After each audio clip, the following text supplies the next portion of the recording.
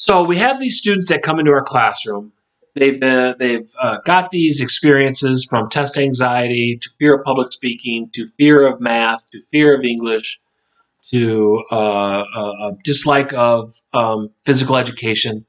And if you really step back for a second and think about where these come from, where these anxieties or where these dislikes come from, you can find a lot of times that they're paired with um, bad experiences, teachers that were perhaps uh, very, belligerent or not very kind to them.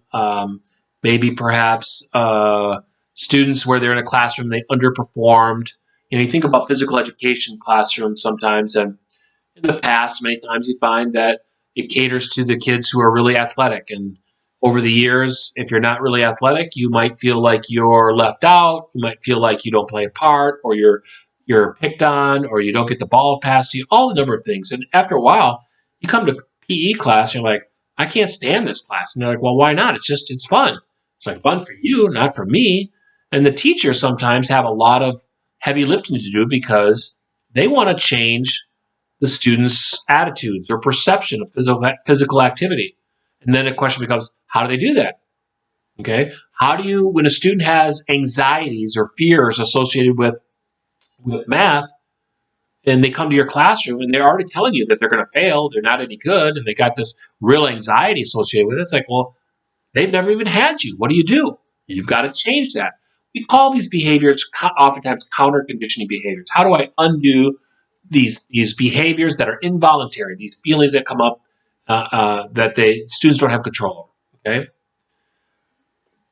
Now, granted, in all these videos here, it's a lot more fun to do these things in an interactive nature, especially because you guys are able to share. And I welcome your thoughts and comments and on the YouTube videos, stuff like that, sharing experiences and things like that.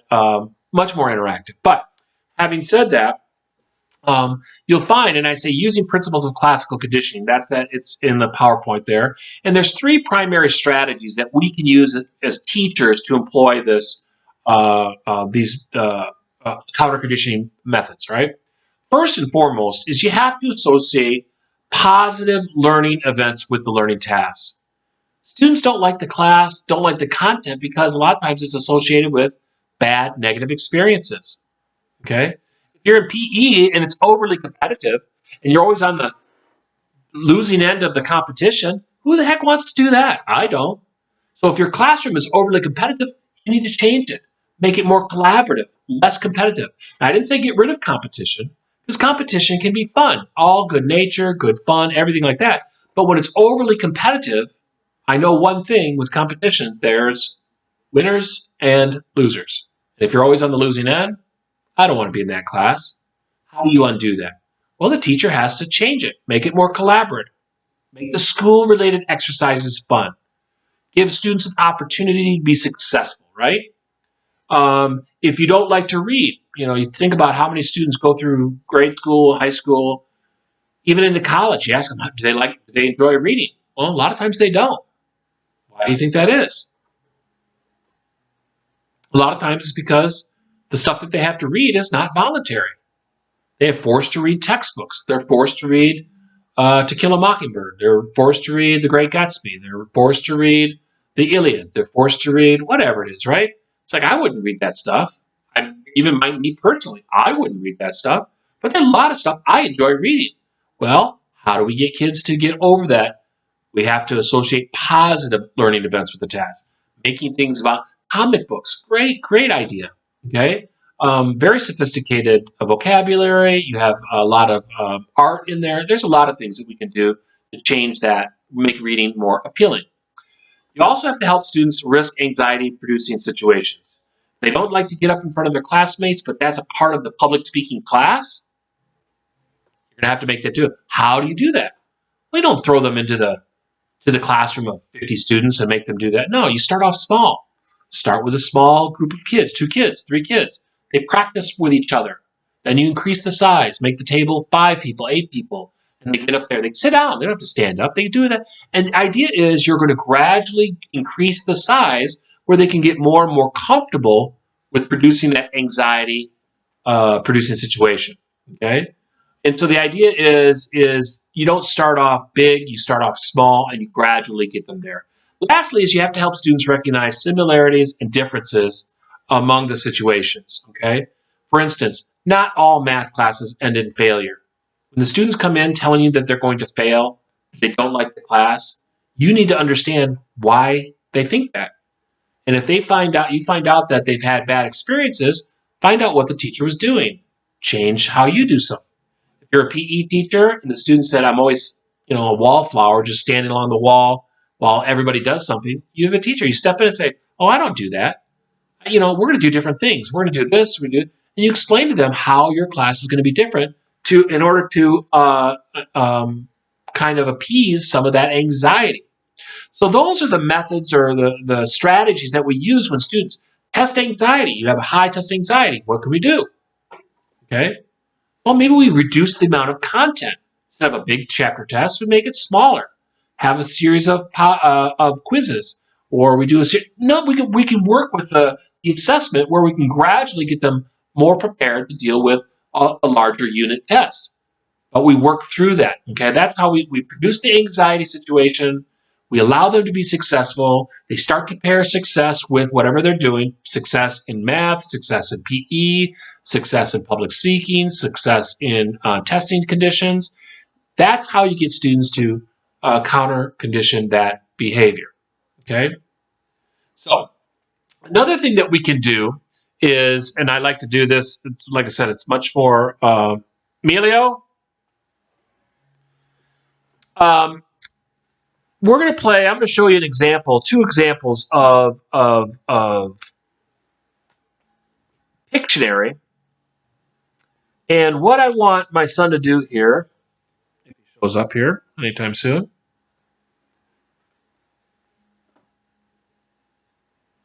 Emilio? Okay, I'm on the air. Come on.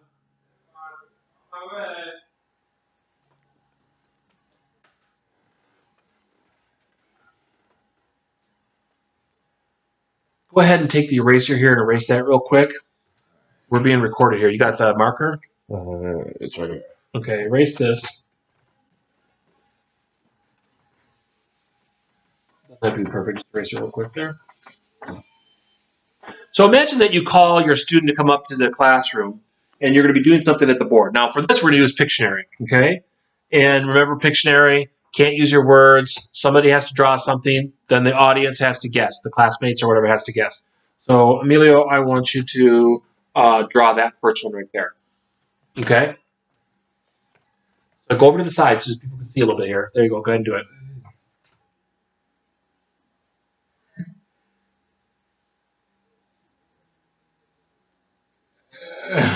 Okay. Now, what? A lot of times, hey, what is that? Now, just think about it for a second. Okay. Think about it. I'm sure you have some guesses. Okay. This is Florida. Okay. It's a tough Florida, but it's Florida. Okay. Go ahead and erase that, Emilio. Take the eraser. You can export them. That's good. Okay. Let's do, Emilio, do this yellow one right here. Okay. Okay.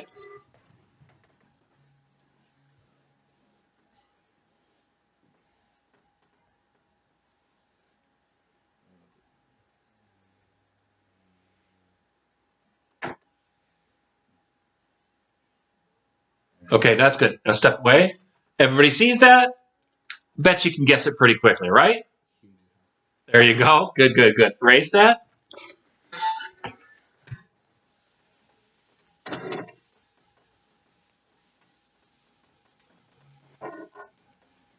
Let's do this one right here, Emilio.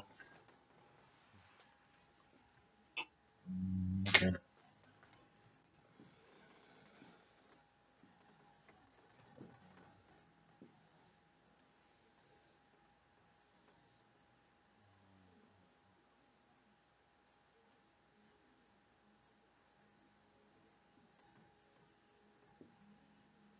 Okay, step away. Everybody see that? Got what it is? What is it? Braces. Braces, exactly. All right.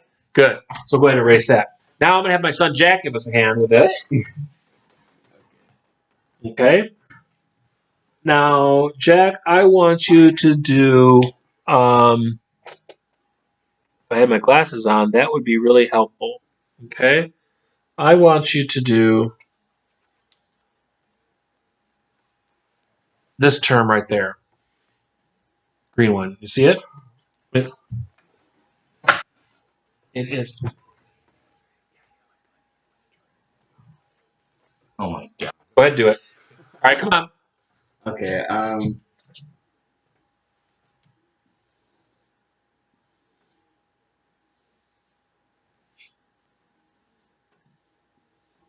Okay, good. Step aside. Help draw the top of it too, so everybody can stop right there. Everybody look. See what kind of guesses you have. Kind of guesses. Okay.